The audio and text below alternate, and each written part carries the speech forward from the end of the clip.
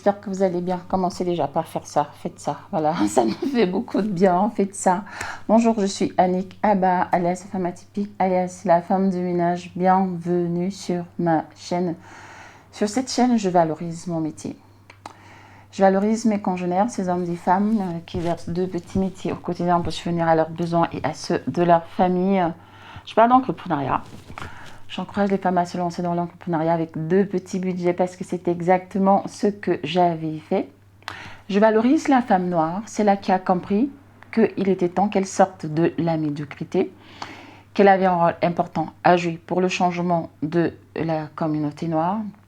Je valorise également l'homme noir qui lui aussi est sorti de la médiocrité et qui a compris qu'il était temps qu'il devienne un mâle alpha, comme les appelle Zach, et qu'il tienne enfin tête à tous ceux-là qui, depuis la période de l'esclavage jusqu'à date, nous ont considérés comme des moins que rien.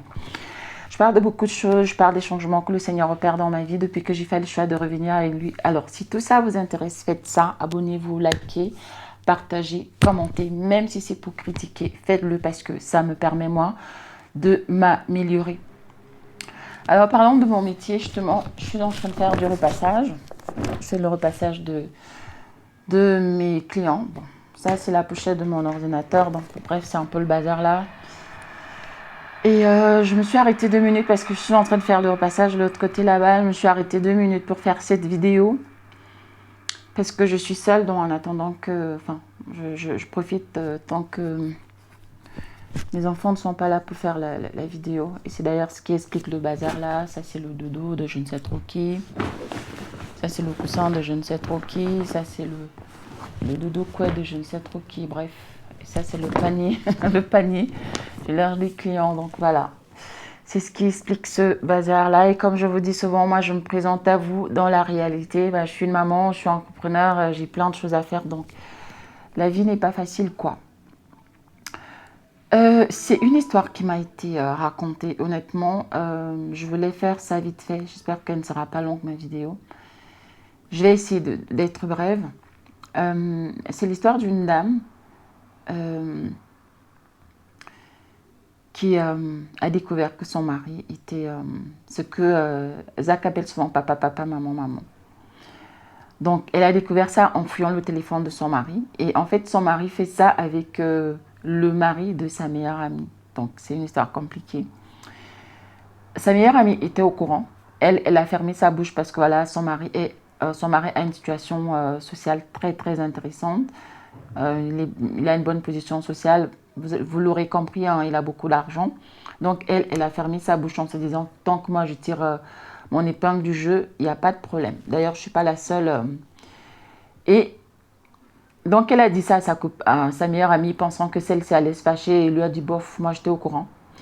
Et ça l'a tellement énervée qu'elle a décidé de prendre ses affaires et de rentrer dans sa famille. Et ce qui se pose, en fait, le problème maintenant, c'est que toute sa famille est remontée contre elle. On lui demande pourquoi elle a fait ça, pourquoi elle est rentrée. Est-ce que parce qu'il y a eu une réunion familiale? J'essaie vraiment de condenser. Hein. Il y a eu une réunion familiale. Et pendant cette réunion, on lui a demandé si elle avait des preuves. Elle a dit non.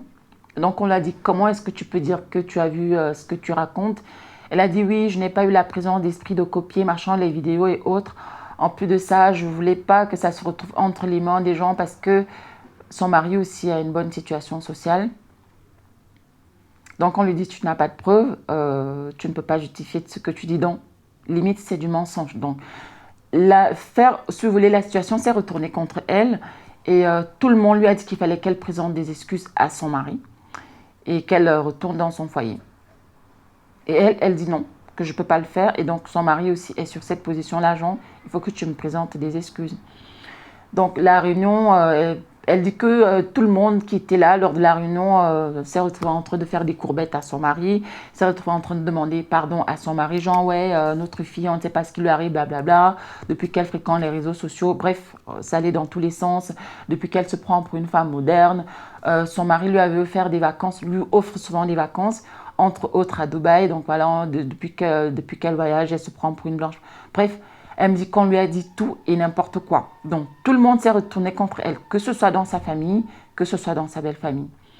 Donc, elle me raconte cette histoire, elle me dit qu'elle ne sait pas quoi faire parce que même sa propre maman lui a dit, ma fille, il fallait fermer ta bouche. Ma fille, est-ce que tu sais ce que les femmes endurent dans les foyers? Ma fille, est-ce que tu sais ce que moi-même j'ai enduré avec ton papa et ce que je risque encore d'endurer? Parce que rien ne me prouve que même quand ton papa aura 80 ans, que des gens ne vont pas venir se présenter ici comme étant leurs enfants. Nous, les femmes, nous supportons des choses, nous voyons des choses et nous nous asseyons dessus et la vie continue. Tu penses que le foyer de qui est facile? Bref, elle me dit que sa maman lui a tenu des propos, elle me dit « je n'en revenais pas ». Et bien sûr, comme cela arrive très souvent, son mari en partant, il a laissé une enveloppe en disant désolé pour le dérangement, machin, je sais que vous avez du temps précieux, d'ailleurs moi aussi, je ne m'attendais pas à ça. Genre, il laisse une enveloppe pour s'excuser auprès de la belle famille. Alors moi, je voulais faire cette vidéo, en fait, ce qui m'a motivée à faire cette vidéo, c'est parce qu'aujourd'hui, je suis tombée sur une publication d'un pasteur sur Facebook qui disait que les mariages, aujourd'hui, il y a un taux de divorce très élevé parce que les femmes n'accepte plus certaines choses. Il disait dans sa publication que à chaque fois qu'on fait une préparation au mariage, à chaque fois qu'on fait, je ne sais pas, des réunions ou même des séminaires, des éducations axées sur la préparation du mariage, c'est toujours la femme qui est indexée, c'est toujours à la femme qu'on dit « ouais, il va falloir que tu supportes, il va falloir que tu fermes les yeux, il va falloir que tu fermes tes oreilles ». En fait, quand tu te maries, tu deviens aveugle, muette, sourde, je ne sais pas trop quoi d'autre. On est toujours en train de demander à la femme d'accepter l'inacceptable. Alors qu'à l'homme, on lui fait croire, parfois implicitement ou même implicitement que bah, voilà, tu as tous les droits, c'est toi le chef, tu fais tout ce que tu veux et ta femme, elle aura l'obligation d'accepter parce que c'est comme ça. Et c'est même encore pire quand il s'avère que le mari a une situation sociale confortable. Alors moi, je voulais faire cette vidéo pour m'adresser autant aux hommes qu'aux femmes, mais surtout aux mamans. Parce que comme j'ai souvent eu à le dire, c'est la femme qui éduque les enfants, c'est la femme qui porte même le foyer. Et la vérité, c'est que c'est comme c'est la femme qui éduque les enfants. Si nos hommes sont comme ils sont, c'est parce que c'est les femmes, donc c'est les mamans qui éduquent leurs enfants d'être dans une posture de tout accepter pour qu'elles soient considérées comme les bonnes femmes, pour qu'elles soient considérées comme de bonnes épouses. Et à leurs fils, elles leur mettent également dans la tête que, ok, comme tu es un homme, tu as tous les droits. Vous n'avez qu'à voir, moi par exemple, quand j'étais enfant, quand ma maman rentrait du marché, la première personne qu'elle appelait, c'était moi. Mes frères, mes grands frères pouvaient continuer à jouer au foot, je ne sais pas trop, à fabriquer, vous savez, des petites voitures en bambou, même. Et ma maman me disait souvent, ouais, si tu ne sais pas préparer, tu ne vas pas te marier, aucun homme ne voudra de toi parce qu'une femme doit savoir faire la cuisine. C'est pas faux, mais il fallait aussi qu'elle tienne le même discours à mes frères parce qu'un homme aussi doit savoir cuisiner. Un homme, si sa femme se retrouve malade, il va se passer quoi? Ses enfants ne vont plus manger. Lui-même, il ne va plus manger. Il va se passer quoi? Si sa femme est malade, il ne va plus faire le ménage dans la maison. Et surtout qu'aujourd'hui, on est quand même des sociétés modernes ou alors on se veut d'être des sociétés modernes où la femme travaille et l'homme travaille. Imaginez-vous, et c'est le problème d'ailleurs qui se pose dans les couples, ça commence à arriver en Afrique, mais dans les couples ici où les femmes disent que je vais travailler le matin, je rentre, je suis fatiguée, mon mari aussi va travailler le matin toute la journée, ils rentrent, on est tous les deux fatigués, mais en plus de ça, il voudrait que c'est moi qui m'occupe des tâches ménagères, que je m'occupe des enfants, que je m'occupe de tout en fait pendant qu'il est en train de regarder la télé. Alors, les hommes vont avancer des excuses en disant « ouais, c'est parce qu'on supporte les charges, machin truc », mais on est en train d'assister aujourd'hui où un salaire ne suffit plus. Avec les histoires d'inflation et autres, un salaire n'est plus suffisant. Donc, ce qui fait que quand la femme va travailler, son salaire aussi sert à participer aux charges de la maison. Alors, comment est-ce que ça se fait qu'on veuille que la femme travaille, qu'elle soit intellectuelle, qu'elle soit bardée des diplômes, qu'elle ramène l'argent à la maison, mais en plus de ça, elle doit être une excellente ménagère, mais à l'homme, non, c'est toujours, voilà, quoi, c'est toujours le petit prince qui exige tout de la femme, mais on ne doit rien exiger de lui. Donc, je voulais vraiment interpeller une fois de plus les femmes, que ce soit celles de ma génération, que ce soit celles qui sont plus jeunes, que ce soit même celles qui sont plus âgées que moi. Parce que même une maman a cette capacité-là de dire à son fils qui a déjà même 40 ans que non, comporte-toi bien avec ton enfant. Je pense que les gens peuvent changer à n'importe quel âge. Il suffit d'avoir la volonté. Donc, je voulais vraiment m'adresser aux mamans, Revoyons notre manière d'éduquer nos enfants. Que ce soit les filles, que ce soit les garçons. Le fait de toujours mettre dans la tête des garçons qu'ils ont tous les droits, on est en train d'assister à une génération de... C'est-à-dire que les mariages ne valent plus grand-chose aujourd'hui. Les mariages, on ne respecte même plus les mariages. Pourquoi? Parce que on ne prépare pas l'homme assez à être un bon papa, à être un bon époux, à être responsable même pour lui-même. Et c'est-à-dire que les mariages ne valent plus grand-chose. Et si rien n'est fait, ça va s'aggraver avec ces histoires de réseaux sociaux, d'Internet, où maintenant on est tellement focus sur nos téléphones qu'on n'a même plus le temps de communiquer entre époux, on n'a plus le temps de communiquer entre enfants.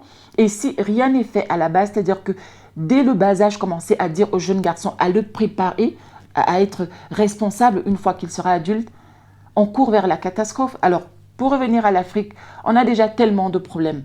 Pour revenir à la communauté noire, on a déjà tellement de problèmes que même on se rend compte que la femme noire est même en train d'être instrumentalisée pour ne plus être une bonne épouse, pour ne plus être ce manteau-là de la famille. Donc imaginez dans tout ça, c'est-à-dire que les femmes noires qui ne sont pas conscientes, les femmes noires qui rêvent de télénova, qui se prennent pour des influenceuses ou je ne sais pas trop quoi, qui ne comprennent pas qu'il y a la vie virtuelle et il y a la vraie vie, qui pensent que tout ce qu'elles voient sur Internet, c'est la vérité. Moi aussi j'ai été comme ça à une époque. Vous vous rendez compte des désastres des générations à venir, si à cela viennent s'ajouter le fait qu'il n'y ait plus de solidité dans les foyers, dans les familles. En Afrique, ça va être grave. C'est-à-dire que si on ne peut même plus inculquer des valeurs aux enfants parce que voilà, la mère sort travailler, va chercher l'argent, le papa aussi va chercher l'argent. On voit déjà aujourd'hui en Afrique, c'est en train d'arriver en Afrique où ce sont les nounous qui éduquent les enfants ou ce sont je sais pas, les répétiteurs qui éduquent les enfants parce que papa est parti chercher l'argent, maman est partie chercher l'argent. Donc, je voulais vraiment attirer l'attention des femmes, encore une fois de plus. Et comme j'aime souvent le dire, on apprend à devenir une bonne épouse, on apprend à devenir une bonne maman. Que le Seigneur vous bénisse, que le Seigneur me bénisse. Et merci pour les nouveaux abonnés, merci pour ceux qui m'encouragent.